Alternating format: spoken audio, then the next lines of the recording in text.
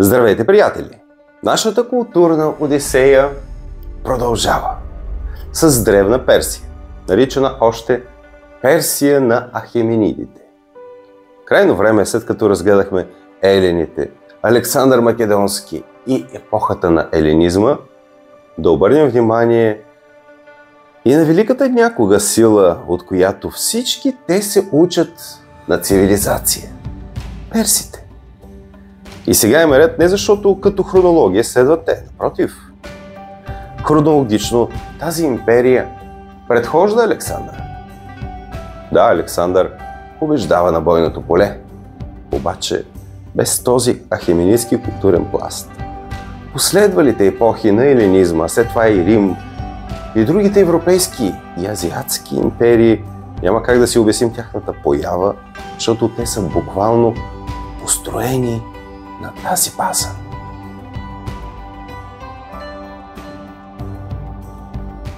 Така че в свършеното от мен до тук взе една огромна яма. Бездна, която трябва да запълня, защото повечето от казаното няма да има смисъл без да си изясним приноса на персите. И приноса на културите влезе в състава на тази империя. Една от тези култури е тракийската, например. И с тази и следващите серии ще ви дам ключовите за разбиране на предходните. И може би щеше да е по-правилно след финикийците и преди елените да са персите. Но първо разгледах темата за елените и за това сега е ред на персите. Приемете, че съм непоправим европоцентрик. Признавам си всеки с недостатъците си. И напомням, това, което правя през всичките тези серии на поредицата културна одисея, е да проследявам зараждането и развитието на културния материал, формиращ днешния глобален свят.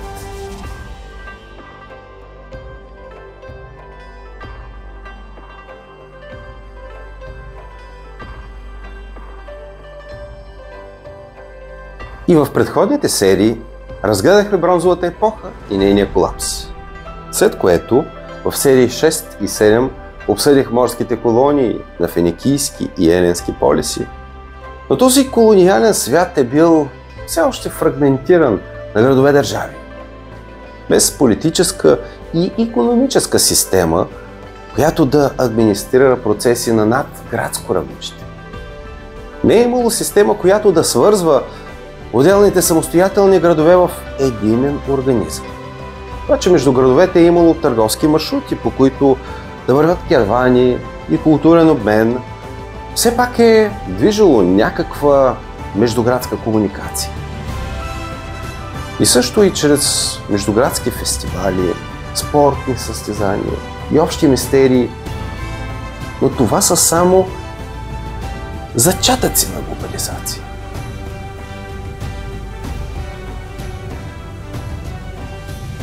И след колапса на бронзовата епоха, империята на персите е първата система с планирана междуградска инфраструктура, с съоръжения, които да свързват милионно население, огромни територии.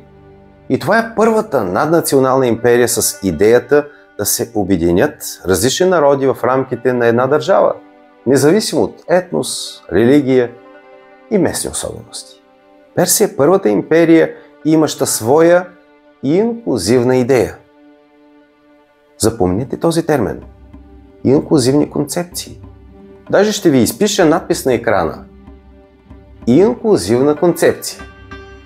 Това е концепция, която цели обединяване на различни народи и различни култури под едно знаме.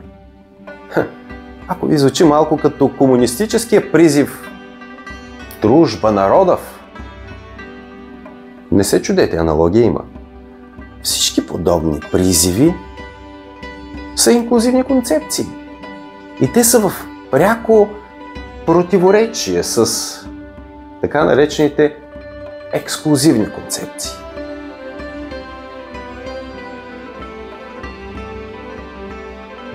И ако повечето предишни и следващи велики сили насаждат своята култура и религия над завладените народи, персите правят нещо различно. Отличават се с толерантност. Те, за разлика от останалите, приветстват културното разнообразие. И за да направим прехода от предходните части, в които говорихме за така наречените гърци, напомням, терминът Гърция е условно понятие, наложено по време на Римската империя. А по това време, по времето, за което говорим, те, така наричаните днес гърци, не са се наричали така. Самоназовавали са се по името на града, в който са живели.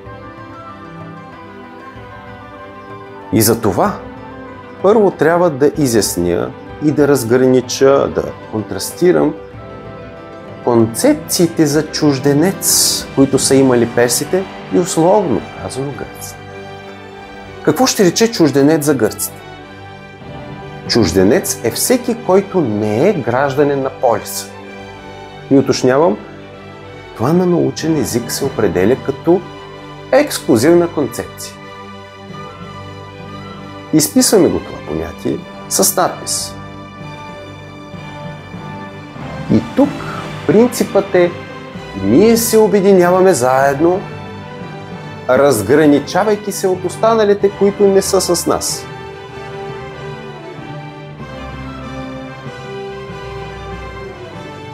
И ако сте гледали част едно от поредицата, ще се сетите, когато разсъждавах над статуята, наречена Човекът лъв, с датировка над 30 000 години.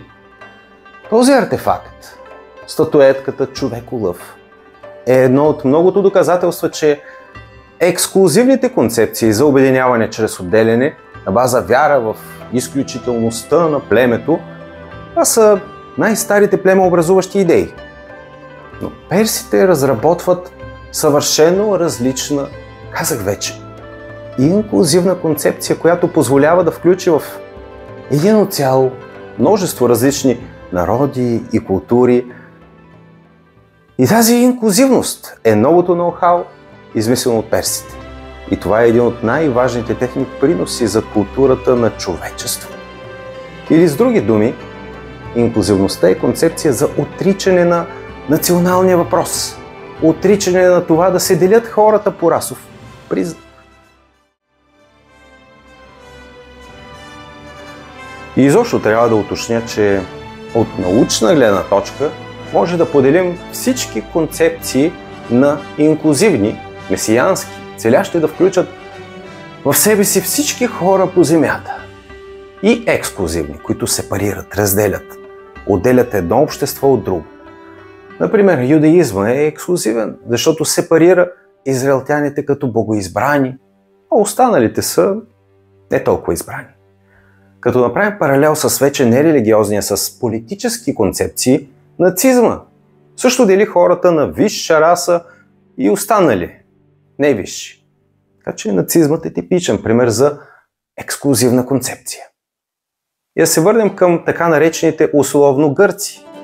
Те са считали не гражданите за чужденци. Но забележете, за тях чужденците са варвари. Чужденците не са просто хора от далечни земи. Това за тях са втори сорт хора. Елените са възприемали за варвари всички, които не говорят езика им, не вярват в боговете им и не следват пан-еленски традиции.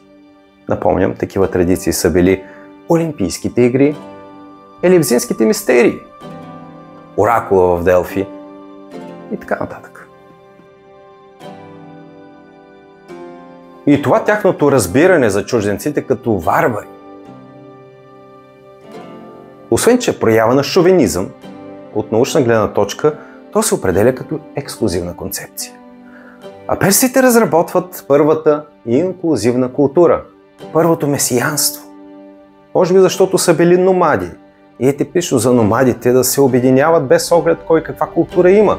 Важното е заедно да се съберат и да нападнат богати градове.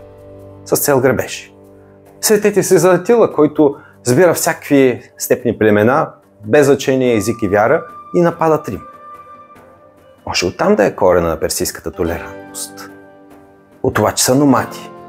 Или по-скоро защото именно при персите се появява първият пророк, Месия, Заратуштра. Не е ясно защо, но факт. Инклюзивността е персийско изобретение. И да се създаде месианска концепция е много по-сложно и рядко явление, което не е естествено явление.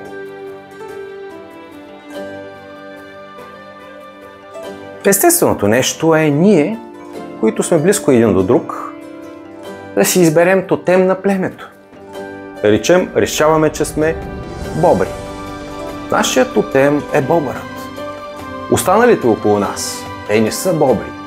Останалите са вълци или лисици. Изобщо останалите са варвари.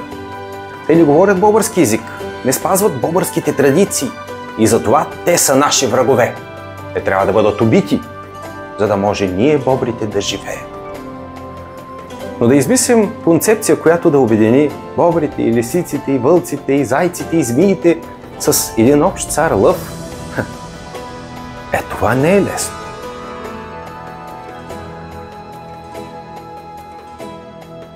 И преди да пристъпя към разказа, позволете да направя още едно уточнение. Нека уточним каква е концепцията за цивилизация на персите. Тук трябва да кажа, че персийската концепция за цивилизация не е коректно да я наричаме империя. Защото понятието империя е римско, с колониално-елинистичен произход. И не е коректно да го ползваме за ахеменидите. Все пак аз ще го ползвам, защото е по-понятната за всички ни дума, но римската система е базирана на елинистическата, която е морска, колониална система. И напомням, колониите са системи за създаване на градове, клонинги на метрополиса, на града майка. А персите ползват понятието земя или свят. Тяхната концепция е сухопътна и според тях има земи, в които те са хегемон. Земи, които може да са съвсем различни една от друга, всяка със своите особености, но земи, по които се разпростира правото на ахеменидите като лъчите на слънцето по земята.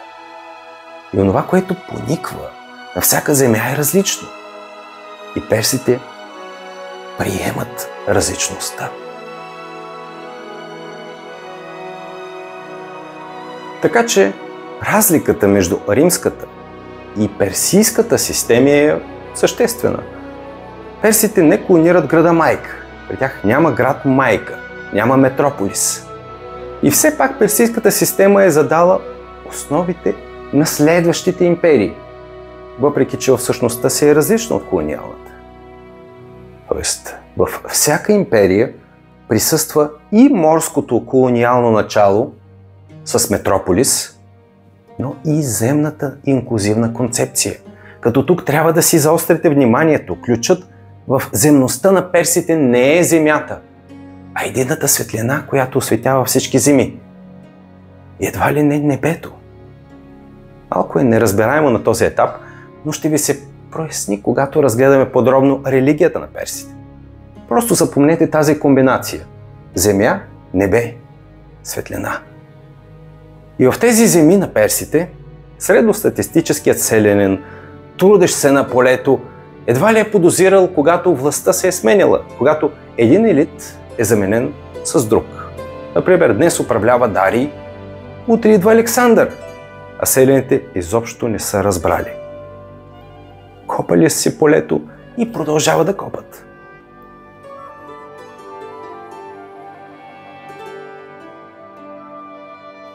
Елитът е бил тънка паежинка, разпределен на голяма територия. И в тази паежинка е бил концентриран целият културен и исторически живот. И когато там са ставали изменения, когато се е сменяло паечето, седящо в центъра, то масата население не са забелязвали, че нещо се е променило. Първо е ставало смяна на елита и постепенно, много бавно, ефекти от новата култура оказват влияние на широките маси. Така прави и Александър след него, така постъпват и диадохите. Те се инсталират на тънката паежинка вместо ахеменидите и започват да дърпат конците, построявайки многото градове Александри, включително библиотеки с научна и културна дейност. Но в тези библиотеки прониква и персийската наука и наследство. А чрез персийската проникват и месопотамските, египетските и финикийските култури.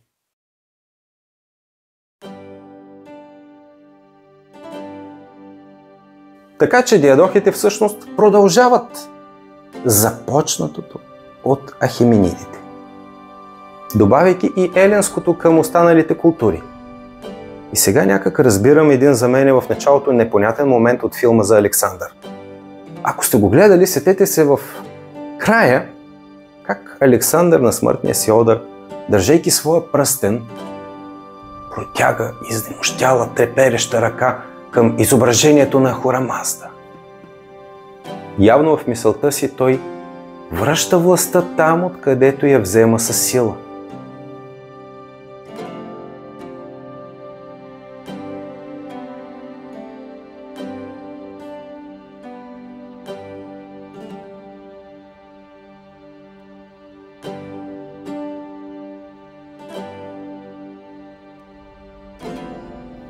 За персите, техните така наречени земи са територии, над които се разпростира редът, доброто, а извън тях властва хаос, като мисията им е да превърнат хаоса в ред. Така, например, походите на Дарий и Ксеркс срещу гърците са били именно с цел възстановяване на реда и справедливостта. Разбира се, за гърците това е било нашествие, но за персите кампанията е имала месиянски характер. Мисия по възстановяването на световната справедливост. Защото според тях гърците са нарушили реда.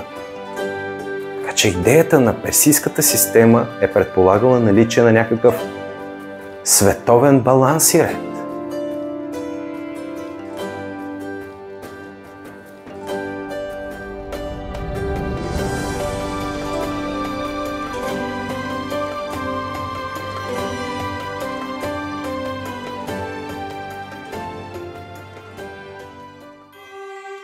Но повечето европейци до днес имат изграден стереотип за персите като едва ли не варвари. Сетете се за филма 300, в който персите, предвождани от Ксеркс, са изобразени като диваци. Дори в близкото минало много от европейските политици са възприемали или по-точно са представили противопоставянето между гърци и перси като борба между демократичния Запад и тоталитарния Изток. Например, Наполеон в кампанията си срещу Руската империя нарича Москва Вавилон, сравнявайки я с източна сатрапия, която той идва да завладее и да освободи народа от тежкия гнет на тираните. Или Хитлер сравнява Сталинград с Термопили, а германските войски с спартанци, което е малко странно, имайки предвид, че тогава нацистите уж твърдят, че немците са арийци. А то, нали, персите са арийски племена. Но дълбоко в западния свят е заложена европоцентрична гледна точка, според която цивилизованият Запад трябва да победи дивия Изток. Обаче в тази серия, както казах, ние ще погледнем на нещата от гледна точка на Изтока. И ще видим всъщност кой кого в крайна сметка е цивилизовал.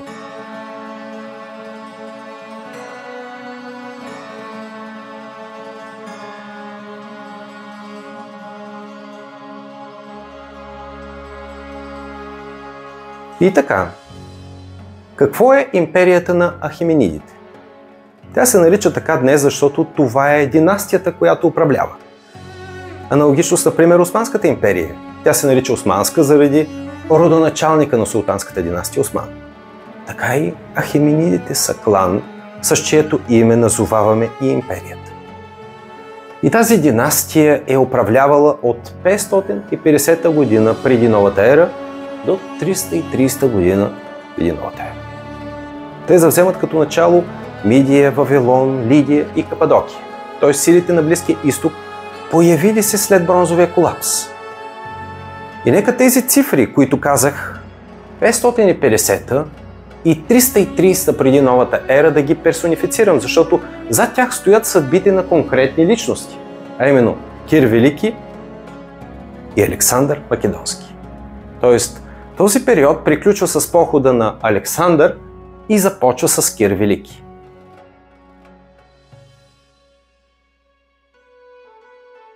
Ето карта, която очертава границите на Ахеменидската империя. Тя се е разпростирала от Хималаите на изток до Кавказ на северозапад, а на югозапад е граничила с гръцките полеси, които полеси, знаем, персите така и не успяват да покорят. Говорейки за гърците, тях персите са ги възприемали като кошер оси в сравнение с медоносните пчели в плодородния полумесец. Оси, обитаващи изключително бедни земи в сравнение с владенията на персите.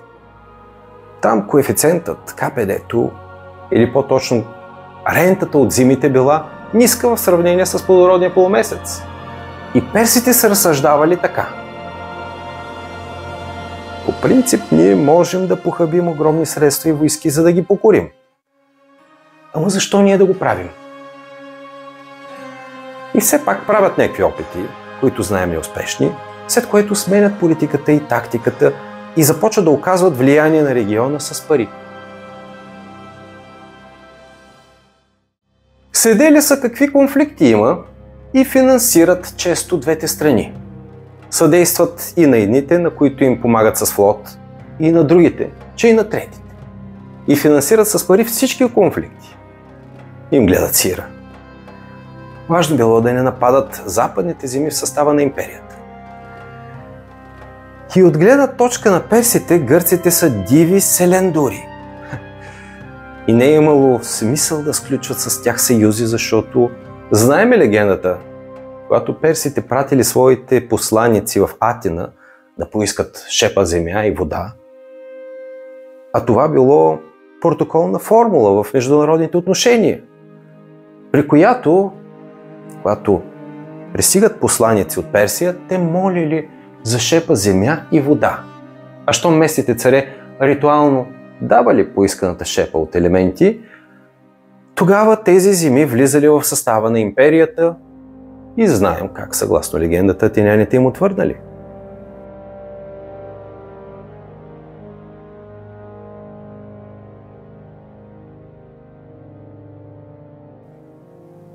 Единият посланик хвърляли в кладенец, а другия в дълбок ров и казали на единия: ти оттам вода си вземи, а на другия да търси земя в ямата. В общи линии не особено дипломатично и не особено цивилизовано.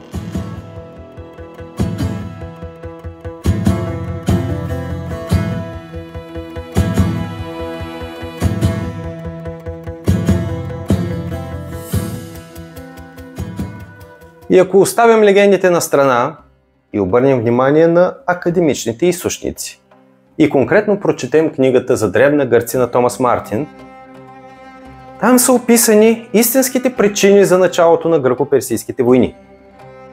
Какво пише Мартин относно тия войни? Напомням, в тази част ние ще се стараем да гледаме на нещата от гледна точка на изток, което впрочем е по-обективната гледна точка. Значи, през 507 година до новата ера в Сарди, столицата на тогавашна Лидия, а Лидия през 507 вече е част от Персийската империя, и там през 507 година преди новата ера пристигнали посланици от Атина. Атиняните били в поредния конфликт с спартанците. Знаем, тия два полюса редовно се джавкат помежду си, и за да си подсигурят стабилен гръб, съюзници, атиняните отишли при персите в Сарди с молба за помощ. Там ги приел лично сатрапът на Сарди и когато атиняните представили молбата си за сътрудничество, сатрапът питал съветниците си: що за народ е това и къде са зимите им? Значи по принцип Атина не е чак толкова далеч от Сарди и предвид огромните пространства на империята, градовете по Егейско крайбрежие са били направо съседи. Но явно този период атиняните са толкова маловажни, че наместника на шаха даже не е чувал за тях.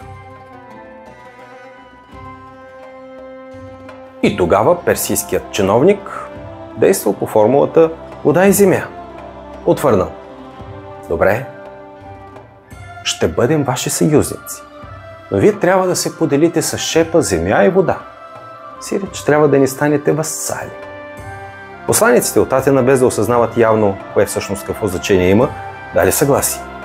И когато същите атиняни поддържат юнийското въстание през 499 година преди новата ера, а това е само 8 години след сключването на съюза с Сарди, тогава възниква у персите желанието да накажат атиняните за стореното зло.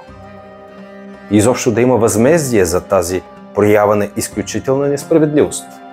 Те на този незначителен народ са му казали, разбираш ли, честта да му станат съюзник срещу спартанците. А тия в замяна вместо лоялност и васални отношения да вземат и да подкрепят въстание на персийска територия. При това въстаналите юнийци нападнали Сарди, разрушили града и осквернили храмовете, което било невиждана обида. Гърците в това отношение изобщо не са били културни хора. Нямали са уважение ни към чужди посланици, ни към чужди богове. И всъщност това бил и поводът за гръко-персийските войни.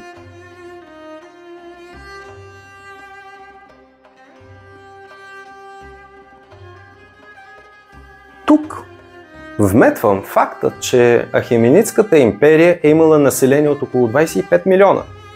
И според учените това се е равняло на 40% от населението на Земята тогава. Дори след векове, Римската империя, която е имала вече 40 в апогея, дори 60 милиона жители, като дял от общото човечество Рим е заемал по-нисък процент. Тези 40 милиона са били 20% дял. И още.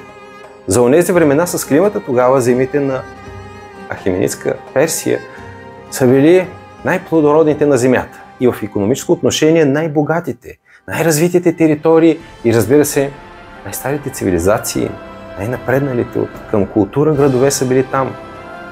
И видейки толкова мощна държава, наистина персите изобщо не са имали причина да се занимават с гръцките полиси. Не е било грешка да водят войни с тях. Но, по ирония на съдбата, днес ние знаем за тази велика империя, основно от същите гърци, с които те водят неуспешни войни.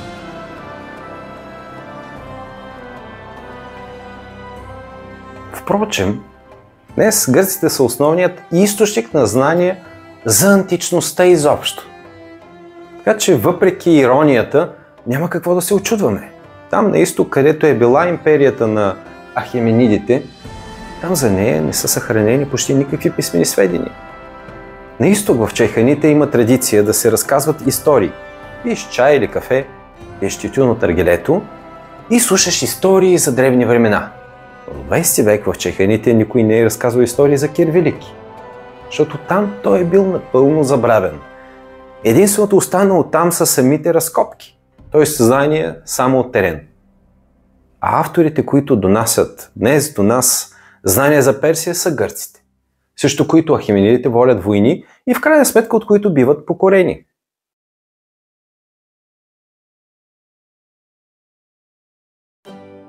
И кои са въпросните гръцки писмени източници, от които черпим информация днес за ахеменидите? Основно гръцки, има и други.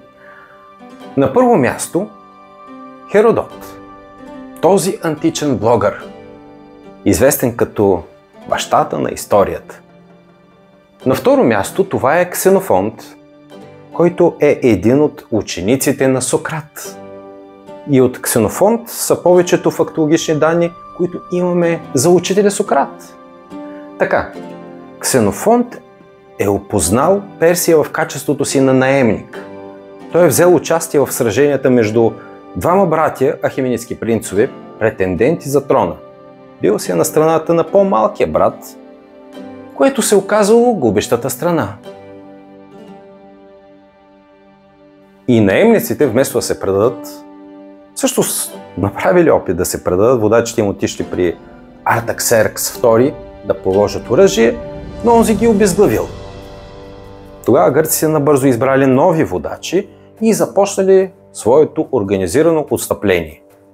И този преход обратно в Атина на наемниците е и сюжета за най-значителното произведение на Ксенофонт, наречено Анабасис. Това са военно-исторически мемуари в 7 книги, Като в античността славата му е твърде голяма. Забележете, че Ариан, който пък разказва за похода на Александър Велики в Азия, е озаглавил съчинението си също Анабасис по примера на Ксенофонт. Разделил го е също като него на 7 книги и в подражанието си отишъл толкова далеч, че двете произведения те си приличат толкова много, че едва ли не едното е продължение на другото. И в Анабасис на Ксенофонт долавяме влиянието на Сократ. Изобилстват моралните изводи, изследванията на добрите и лошите страни на всяка ситуация, тънки философски анализи. Друго историческо съчинение на Ксенофонт е Киропедия или Възпитанието на Кир. Това съчинение има повече морал, отколкото история, но от него научаваме и факти за живота на Кир Велики, с поучения как трябва да се ръководи държава, как да се водят сражения и по принцип как да си добър човек. В това произведение Кир е абсолютно идеализиран, затова не може да бъде възприето еднозначно като исторически труд, но определено е източник на интересни факти. Днес Киропедия е някак позабравена в сравнение с държавата на Платон. Но съвременниците на Ксенофонт са считали именно Киропедия за далеч по-квалитетното произведение от държавата. Била е настолна книга за много от тогавашните интелектуалци, така че елитите на Елада са учили държавно дело по Киропедия. И третият древен автор, от когото черпим знание за Ахеменидите, е Ктези. За него е известно, че е бил лекар в персийския двор и е съпровождал персийския цар Артаксеркс II в споменатата битка при Кунакса през 401 година преди новата. Това е битката с участието на Ксенофонт от губещата страна, така че сражението, в което Ксенофонт е участвал, е описано от две гледни точки. Така както Ксенофонт го е видял и наблюденията на Ктези. И Ктези е бил, освен лекар, и известен майстор-разказвач на любопитни истории.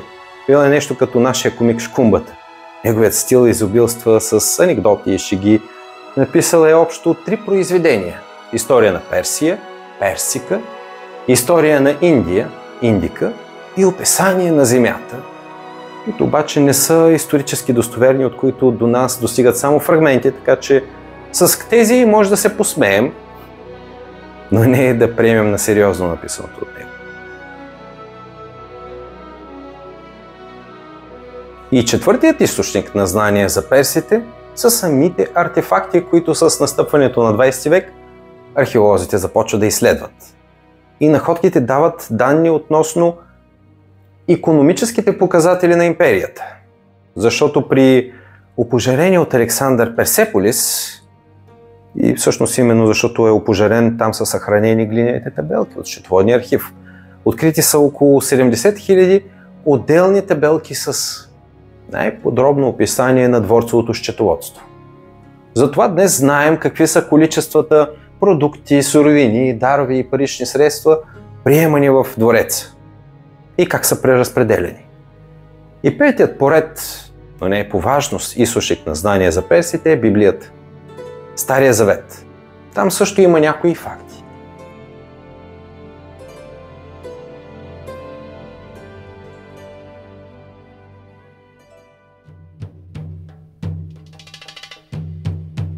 Така, нека сега разясня как е основана империята на Ахеменидите.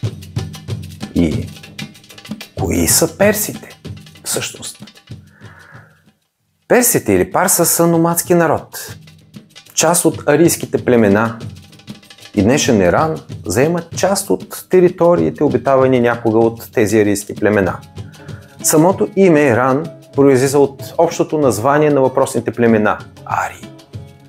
Иран Шар ще рече страна на ариите. Но името Иран е официално на картата едва от 1935 година. До тогава тези територии са наричани Персия. Името Персия произлиза от името на народа Перси или Парса.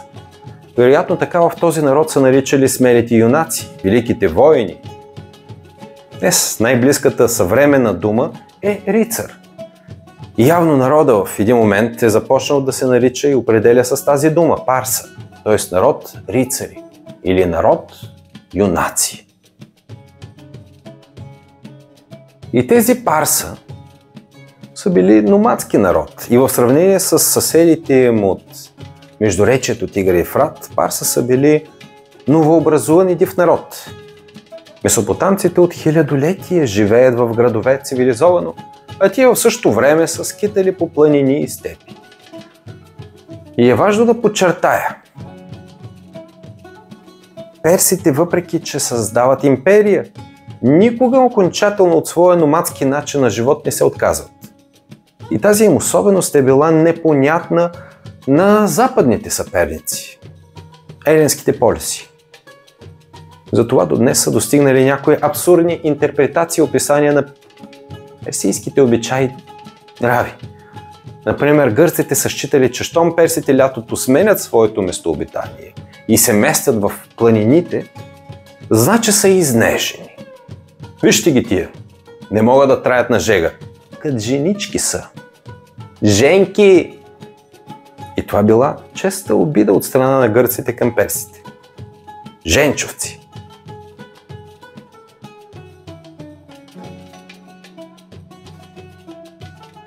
Обаче Херодот пише, че главната добродетел на персите било мъжеството. И юношите били обучавани като основа на 3 неща. Стрелба с лък, да яздят кон и да бъдат справедливи и честни. Така че в зависимост от повода и ситуацията, в описанията на гърците може да видим различни трактовки. Веднъж представени като мъжествени и доблестни воини и друг път изнежени женчовци. Фактът е, както казах, персите са номадски народ. Но в случая става дума не за стандартната днешна представа за номади като някакви бедуини, които скитат из пустинята. Става дума за вертикално номадство, когато народът пътува не по хоризонтални маршрути, а по вертикала. От планината надолу в долината и от долината нагоре в планините. Ако хоризонталното номадство е характерно за конните народи или народи опитомили камили, т.е. добитък за яздене, вертикалното номадство е характерно за народи, които гледат кози и овце. И днес има общности в Кавказ, Ялтай и каракачаните в България, които водят такъв начин на живот. Зимата с добитъка се спущат в долината, защото е по-топло и по-малко вятър. А лятото катерят обратно в планината, където тревата е по-сочна и не е жега. В смисъл, температурите са по-комфортни за добитък. И ще има по-висок рандеман и млекодобив. И бидейки вертикални номади, когато персите създават своята империя и териториите им достигат до степите на Евразия, обитавани от конни народи, като скити, сармати, масагети и прочие, тогава настъпва изключително важен културен обмен. И персите попиват в своята култура много от тези колеги по номадство, с които освен че са колеги по начин на живот, но и скитите и персите са иранно говорящи, т.е. в някаква далечна перспектива имат общ произход. И започва културен обмен между персите и конните номади, като най-важната придобивка от обмена е степния кон.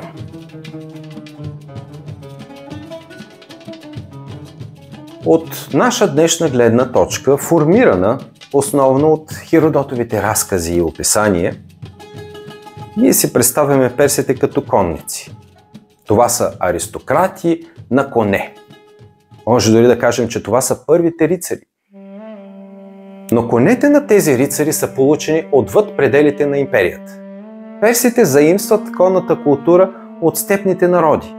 Сега не, че съвсем не са яздили и не, че съвсем не са имали коне. Всички индоевропейски народи са имали коне и колесници. Но през хилядолетията скитите в степта доразвиват конното дело и създават кавалерията. И така скитите или сака, както ги наричат персите, дават конете си и военните тактики. А персите явно, че дават на степните си братовчеди заченки на градска култура, защото след около 1000 години с така нареченото велико преселение на народите, именно елитите на конните народи ще формират държави и ще подчиняват останалите славянски племена, че дори и римляните. България е пример. Полша е пример. В известен смисъл Киевска Рус също. Като в този обмен проличава една особеност, която важи за всички номадски народи. Тяхната способност много лесно да попиват най-доброто от всички чужди култури, до които има досег. Такава особеност виждаме и при монголите на Чингис хан, и при османските турци. Изобщо всички номадски племена и народи учат бързо нови неща, защото нямат предразсъдъци. И самите перси, бидейки номади, приемат от степните хора и конете им и начина им за водене на бой. И обменът е в двете посоки. Историците употребяват термина креативен обмен между персите и скитите. Но за да бъда точен, все пак преди персите, всъщност друг ирански народ прави този контакт. Персите са имали съседен братски народ – медийци, които преди тях са преустановили номадския си начин на живот и са създали държава с постоянни територии. И всъщност медийците първи влизат в контакт с степните хора и още преди персите са създали кавалерия. И това, че споменавам сега медийците, не е случайно. Не ги намесвам само за да кажа, че те първи заимствали от скитите кавалерията. А защото те са ключови за образуването на въпросата голяма империя на ахеменидите. И основателят на империята е Кир Велики. Той е бил шахът на Аншана. Имало е такова царство. Значи персите или Парса са народа, а Аншана било името на държавата. И Кир е бил шах на Аншана, а неговата майка е била медийска принцеса, т.е. дядото на Кир е царят на Мидия. А казах вече, медийците са братски за персите народ. И може би трябва да спомена, че за елените персиец и медиец са били синоними. Гърците даже разлика между двете не са правили и дори в повечето случаи са ползвали думата медийци, когато са говорили за персите. Но уточнявам, Аншана и Мидия първоначално са две различни държави с два различни братски, но все пак различни народи. И Кир е бил васал на дядо си, шахът на Мидия. Като на тия територии, за които говорим, от векове след бронзовия колапс в Близкия изток е имало баланс, така да кажа, установен геополитически баланс между 4 велики сили.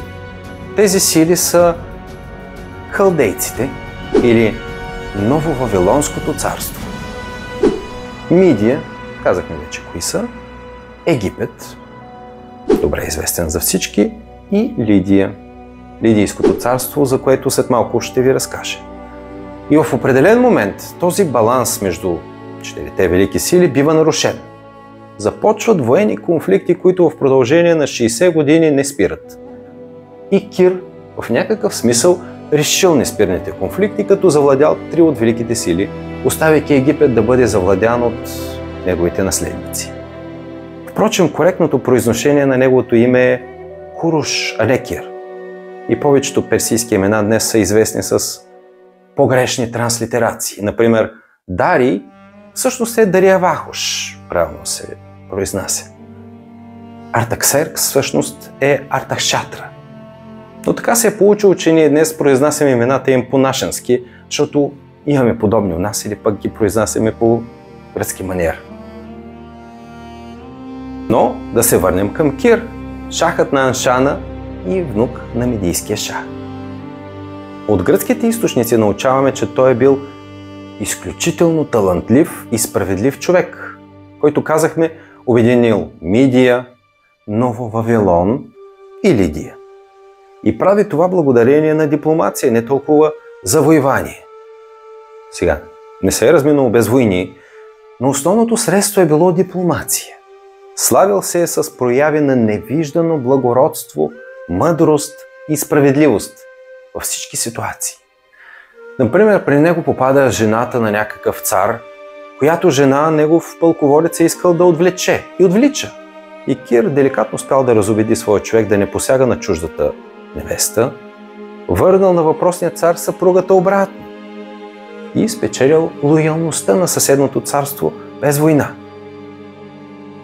Или, когато бил още юноша и гостувал при дядо си в Мидия, случило се въстание в царството Урарто. Това е днешна Армения. И царят на Урарто решил да прекрати своя васалитет, спрял да плаща данък на Мидия и се укрил в високопланинската си недостъпна крепост.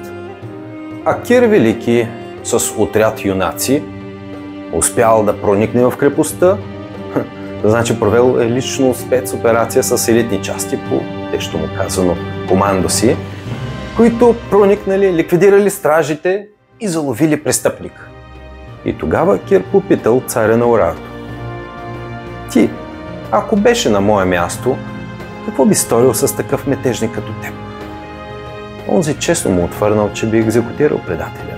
А Кир вместо да го убие, проявил милост и така спечелил неговата преданост и изобщо с подобни дела, комбинация от храброст и милосърдие, той е печелил доверието на елитите.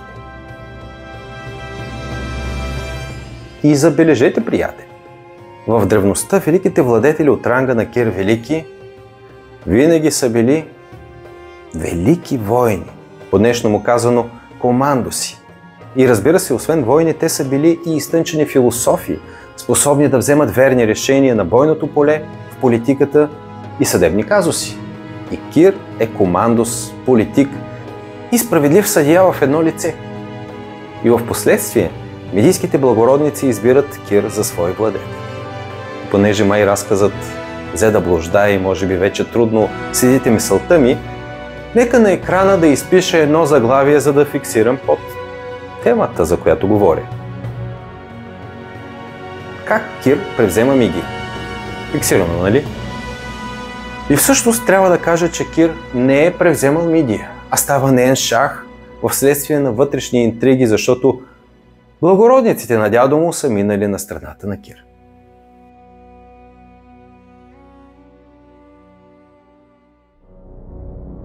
И следващата негова стъпка било за вземането на Вавилон. И пак, за да фиксираме темата, изписвам на екрана надписче: как Кир превзема Вавилон. Може би сте чели библейската легенда, описана от пророк Даниил. Как в нощта на изненадващото нападение на Кир над Вавилон, цар Валтазар пирувал заедно с 1000 от своите първенци. Пред очите на всички по чудодеен начин се появила ръка, която написала по мазилката на стената: Мене, Текел и Парасин. Тези думи са халдейски, говорим език в тогавашен Вавилон, и означават мина шекел и половина.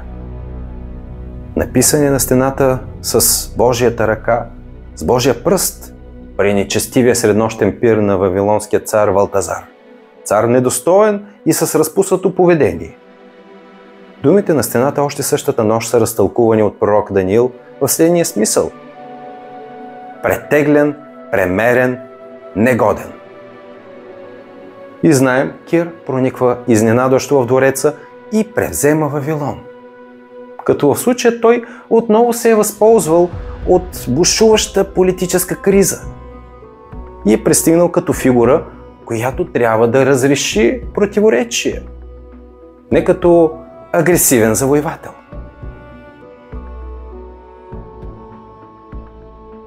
Дори на известната стела, наречена Цилиндъра на Кир, там от него име са увековечени тези събития по превземането на Вавилон. И пише, че той идва като пратеник на бог Мардук. А Мардук е главният бог на Вавилон. Кир идва с цел да възстанови реда и справедливостта. И с превземането на Вавилон, Кир освобождава всички поробени там народи. Тогава вавилоняните са имали практика, наследена от асирийците, които пък се е наследили от акадците. Щом преземат някой град, неговото население да се поробва и да се праща някой строеж като безплатна работна ръка. И първият акт на Кир било да освободи всички поробени народи, включително и евреите.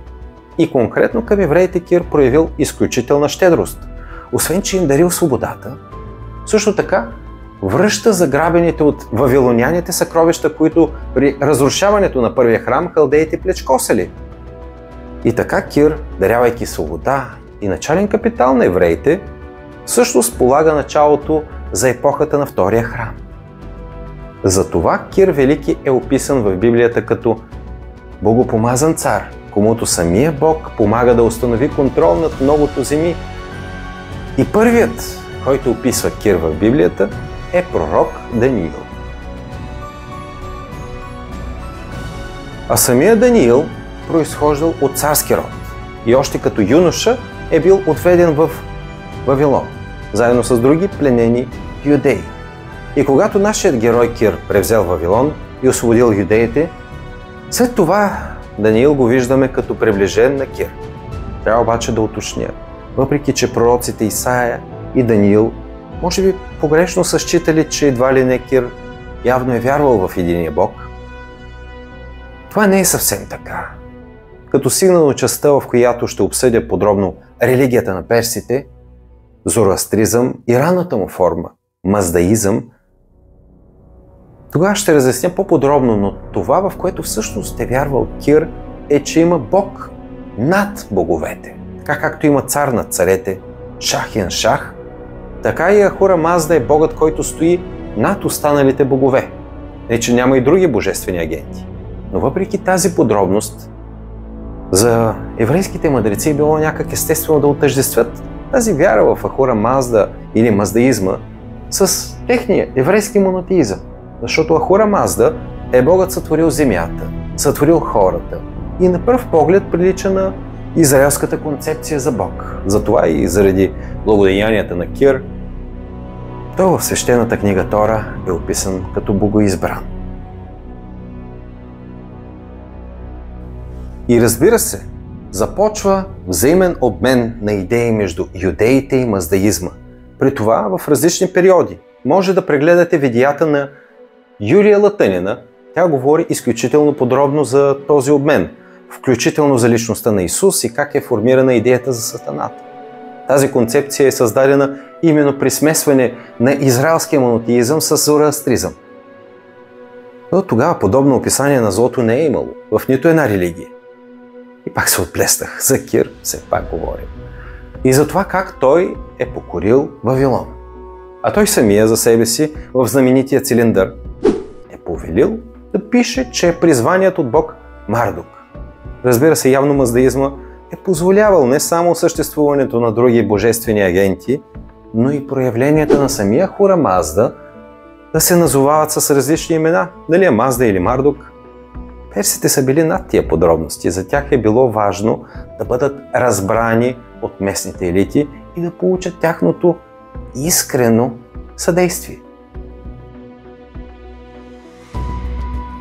Впрочем, защо Кир е проявил такова великодушие към евреите? И не само към тях. Казах вече, че той е освободил всички поробени във Вавилон народи. Това всъщност е било изключително мъдър ход. Населението на империята или шахството е наброявало над 20 милиона, а самите перси били сравнително малка част, не повече от милион, не повече от 4-5%. Естествено е, че не са можели да налагат волята си само с груба сила. Затова подхождат чрез договорки с елити. След което са поддържали тези добри и плодотворни отношения и занапред. И ползвайки по-малко пръчката и повече ползвайки моркови, щедри моркови, династията на Ахименидите постепенно печели благоразположението на елитните фамилии по всички земи. Затова Кир Велики е преди всичко велик, гениален политик, не само завоевател. Така обсъдихме покоряването на Вавилон. И нека обсъдим покоряването на Лидия. Т.е. как е завладял земите на днешна Анатолия. И за да се концентрираме сега над новата подтема, ще ви се появи надпис: как Кир превзема Лидия. Нека кажа нещо за самата Лидия. Тогава, преди да бъде превзета от персите, Лидия е управлявана от доста знаменит цар Крес, познат със своето богатство. Името му става нарицателно с фразата «богат като Крес». Според Херодот, Крес е измислил сеченето на монети, което не е ясно дали наистина е така. Не знаем, че монетите като средство за търговия са разпространени по цялото Средиземноморие от финикийците. Но явно, че лидийците са сред първите, които имплементират това ноу-хау. И атеняните са получили първите си познания по финанси не от финикийците, а от лидийците, с които са били в пряко съседство. Имам предвид гръцкоговорещите полиси в Азия и явно, бидейки мост между Азия и Европа, богатството на Лидия се е дължало на активната търговия с европейците. И ако сте гледали серията за елените, част 7, там говорих за законодателя на Атина Солон. Той, след като установява законите и демократичните реформи, се е оттеглял именно в Лидия при цар Крес. Може би знаете, че при всички мащабни реформи, тези, които прокарват законите, след това веднага трябвало да напускат града, за да няма подозрение, че са извисили закони за собствена облага. Такава е била практиката. Реформираш, но след това трябва да напуснеш града. Самоостракизъм. И до днес са достигнали разговорите, водени между Крес и Солон, тъй като Солон е бил считан за мъдрец. Затова двамката често са беседвали на различни теми и Крес е ценял съветите на атинянина. И когато Крес попитал Солон какво е щастието, очаквайки, разбира се, получи отговор, че щастието е когато човек е богат и могъщ, като самия Крес, за него очудване Солон му дал за пример разни познати, които изобщо не били богати. Но в семействата им е царяла хармония. Имали умни, здрави деца и така нататък. Тоест, дал му примери с обикновен битовизъм, откъдето ясно, като извод проличава, че парите далеч не са били най-важното нещо според елените. И че щастието е в обикновените, ежедневни неща. И в това човек е добродетелен и да твори добро. От които разговори също така проличава, че тогава за атеняните Крес и Лидийското царство, а след него и персите, са били асоциирани с невиждано за тях богатство и могъщество, което пък ни води към извода, че по онова време гръцкоговорещите полиси са били далеч по-бедни и много по-изостанали в своето икономическо развитие от съседите си. И друга интересна легенда за Крес разказва как той посетил Делфи да се допита до оракула Пития, дали да започне война срещу Кир. И Пития му дала доста мъгляв отговор. Казала му, че ако тръгне на война, тогава Велико царство ще падне. И Крес потрил алчно ръчички и нападнал Кир. И хоп, хитрата сврака с двата крака. Сега, това е легенда. Но не просто легенда, а факт е, че един от съветниците на Крес действително е бил философът от град Милет Талес. Талес е смятан за първия философ в гръцката традиция. И той е велик математик, астроном. До днес в училище по математика се изучава неговата теорема. Разбира се, тя вероятно не е измислена от него. Известно е, че той е пътешествал в Египет и Финикия, където получил познания по математика и астрономия. И между другото, той произхожда от финикийски род търговци. Така че, въпреки че от гръцкия полис Милет, финикийският му произход явно отваря за него врати да пътува из различни земи и да получи много знания. Обаче като съветник на Крес, тия знания май не се е проявил особено удачно, защото знаем как завършва похода на Крес срещу Кир. И въпреки Телесовите съвети или благодарение на тях Кир завладял Лидия не като завоевател, а следствие на отбранителна война. И завладяването на Лидия положило края на Милетската философска школа. Учениците на Талес бягат първо на север в Мала Азия и постепенно техни идеи достигат до Атина и така се дава началото на Атинската философска школа. Наследници на Талес са неговите знаменити ученици и последователи Анаксимандър и Анаксимен. За Анаксимандър е интересно, че той пръв от елените съставил географска карта, въвел слънчев часовник и приложил първоъгълната проекция. Смятан е за основател на Аполония Понтика, днес Созопол. И тази милетска философска школа е повлияла на Питагор. Но в случая е много важно да отбележа, че Питагор също така е повлиян от орфизма и от персийската религия, за която споменах, от ученията на Зороастър или Заратуштра. И съответно Питагор, питагорейците и разбира се философите от Милетската школа повлияват на Анаксагор от Атина. Той пък повлиява на Сократ, Сократ на Платон, Платон на Аристотел. Подчертавам. А вие забележете, че тези процеси се задвижват вследствие превземането на Лидия от Кир. И изобщо персите задвижват процеси чрез конкретни личности, които пренасят центъра на философската мисъл на Запад. Не само вследствие на водените войни, но чрез взаимодействие. Подчертавам отново, не само наученото от милетските философи, но също така идеите на Заратуштра вдъхновяват Питагор, за да разработи своята философия – питагорейството.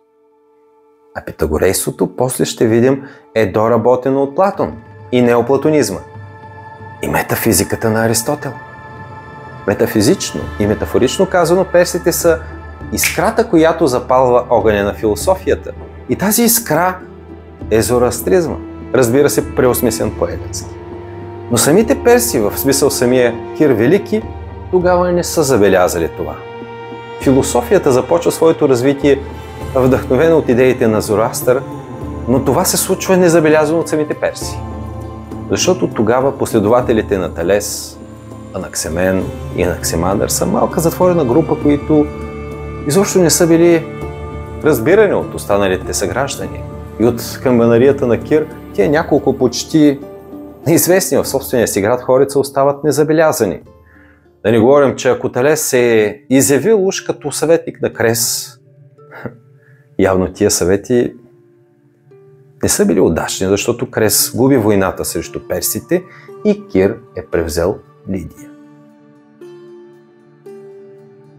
Ето карта с завладените от Кир земи. Това не са всички територии под владичеството на Персия. В последствие от неговите наследници са добавени и Египет, и Тракия, днешна България, и дори част от Индия. Относно смъртта на Кир Велики има няколко версии. Едната е на Ксенофонт, който твърди, че Кир е починал на преклонна възраст в обкръжение на роднини и близки. Но по-вероятна е другата версия, че той загива в битка с масагетите, които били степни номади от типа на скитите. И за този етап от неговия живот има интересна легенда. Според тази легенда Кир започнал война с масагетите, а тяхната царица била Томарис. По-нашенски казано Тамара. И Кир, водейки война срещу тях, успял да плени един от синовете на Томарис, който бил горд, доблестен воин, но поискал от Кир да го освободи. Онзи съответно проявил милост, освободил го, а синът на Тамарис веднага извършил самоубийство пред него. Можете ли да си представите шока? Кир през целия си живот е печелил благоразположението на елитите чрез проява на милосърдие. Но тук номера не минал. И легендата е, че в следващата битка с масагетите Кир намира смъртта си.